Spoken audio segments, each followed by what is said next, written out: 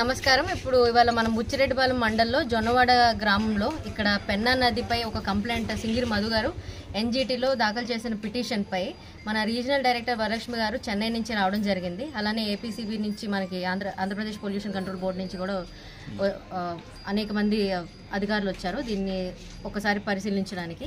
మన regional director గారు ఒక upstream and downstream పాయింట్స్లో ఎంత ఫ్లో అనేది వెళ్తుంది, ఎంత కాలుష్యం అంటే మన వాటర్ పొల్యూషన్ అనేది డిశ్చార్జ్ అవుతుందో ఈ పెన్నా నదిలో దాని గురించి శాంపిల్స్ కూడా కలెక్ట్ చేశారు. ఆ శాంపిల్స్ అన్నింటినీ కూడా ల్యాబొరేటరీలో టెస్ట్ చేసి దాని పరిమితి మించి ఉంటే ఎలాంటి చర్యలు అనేది ఎవరి మీద విధించాలనేది ఆవిడ డెసిషన్ బట్టి ఆవిడ పేపర్ మీద రాస్తారు అండ్ ఎన్జిటికి సమర్పిస్తారు. సో దీనిలో భాగంగా మనకి నేను ఇవాళ జరిగిన జాయింట్ ఇన్స్పెక్షన్ ఏదైతే pollution control board, revenue and మన మేడం సమీక్షంలో ఏదైతే జరిగిందో ఇందులో చాలా వరకు కూడా ఈ టెంపుల్కి సంబంధించిన చుట్టుపక్కల ఎక్కువ వస్త్రాలు కానీ అండ్ వేస్ట్ మెటీరియల్ కానీ డంప్ యార్డ్గా ఇది ఒకటి క్రియేట్ అయిపోయింది. Very unfortunate. సో దీంట్లో భాగంగా నేను ఏమనుకుంటున్నానంటే నెక్స్ట్ థర్డ్ సాటర్డే, ప్రతి నెల థర్డ్ సాటర్డేని మనం స్వచ్ఛాంధ్రగా ఎప్పుడు జరుపుకుంటున్నాం, ఈసారి నెక్స్ట్ సాటర్డేని నేను ఎమ్మెల్యే గారు కానీ ఎంపీ గారు కానీ ఇద్దరిలో ఎవరన్నా సరే మనకి బుచ్చిరెడ్డిపాలెంలో ఎప్పుడైతే అవైలబుల్గా ఉంటారో ఆ రోజు ఇక్కడ కంపల్సరీగా కండక్ట్ చేయించాలనుకుంటున్నాను.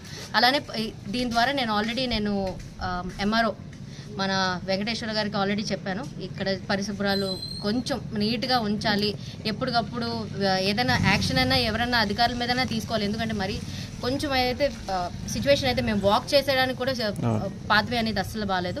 ఎక్కడ పడితే అక్కడ చాలా వేస్ట్ ఓపెన్ డెఫికేషన్ కానీ ప్రజలు కూడా ఇక్కడ విజ్ఞప్తి చేయవలసింది ఏంటంటే ఇక్కడ పెన్నా నది ఇక్కడే అమ్మవారు దొరికారంటున్నారు.